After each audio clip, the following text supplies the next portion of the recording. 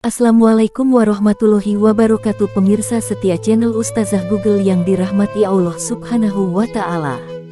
Kali ini, saya akan bercerita kisah manaqib Syekhona Kholil Bangkalan Madura part 1. Tapi, sebelum saya lanjutkan cerita ini, mohon doanya. Semoga konten creator channel kami dan keluarga senantiasa dimudahkan rezekinya oleh Allah Subhanahu wa Ta'ala untuk berangkat ke Baitullah dan ziarah ke makam Rasulullah. Amin. Ya Robbal Alamin.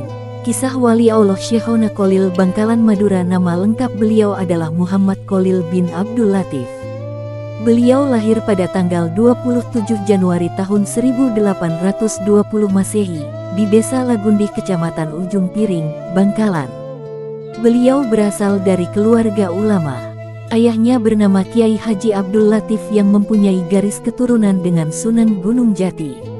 Masa kecil hingga remajanya, Kiai Kholil menghabiskannya dengan menuntut ilmu, khususnya ilmu fikih dan nahwu. Hal ini tercermin dari kemampuannya untuk menghafalkan 1002 bait Nadzom Alfiyah Ibnu Malik. Beliau juga telah mampu membaca Al-Quran dengan metode qiraat sab'ah.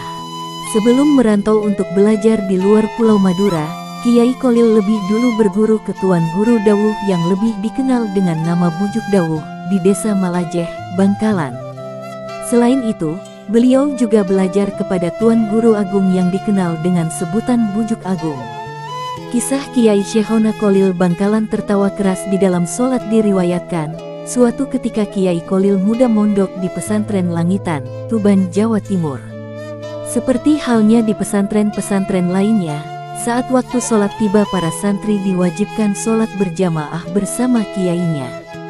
Dikisahkan pada waktu sholat Isya, Kiai Kholil muda bersama santri yang lain sholat berjamaah, sedangkan yang menjadi imam waktu itu adalah Kiai Haji Muhammad Nur, pengasuh pondok pesantren Langitan pada masa itu.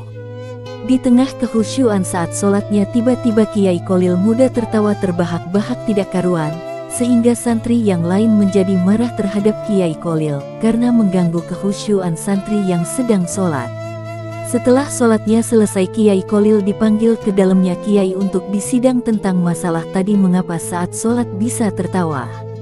Dengan wajah cemberut, Kiai Haji Muhammad Nur bertanya kepada Kiai Kholil muda, "Kholil, mengapa pada waktu sholat tadi kamu tertawa? Apakah kamu tidak tahu bahwa tertawa dapat membatalkan salat dan mengganggu kehusyukan salat yang lain?" ucap Kiai Haji Muhammad Nur. Lalu Kiai Kholil muda menjawab dengan tenang dan sopan, "Maaf Kiai, waktu sholat tadi saya tidak mampu menahan tawa. Karena saya melihat di kepala Kiai ada tumpeng." "Apakah yang saya lihat itu salah Kiai?" tanya Kiai Kholil muda.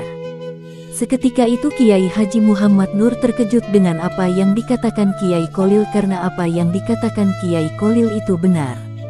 Lalu Kiai Haji Muhammad Nur menjawab, "Yang kamu katakan itu benar nak. Waktu sholat tadi saya sedang lapar dan tak bisa khusyuk karena setelah salat saya mau menghadiri acara yang kemungkinan saya akan mendapatkan tumpeng untuk melepaskan rasa lapar saya." Dan dari kejadian itu Kiai Kholil muda menjadi terkenal di pesantren Langitan Tuban, bahkan sampai ke pesantren-pesantren luar lainnya. Hikmah dari kejadian ini adalah kita kalau lapar dan tidak bisa khusyuk, maka hendaknya kita hilangkan rasa lapar kita terlebih dahulu supaya kita bisa khusyuk dalam sholat, karena sholat adalah tiang utama dalam beribadah kepada Allah Subhanahu wa Ta'ala. Wallahualam bishawab. Insya Allah cerita kumpulan kisah manaqib si masih lanjut di channel ini.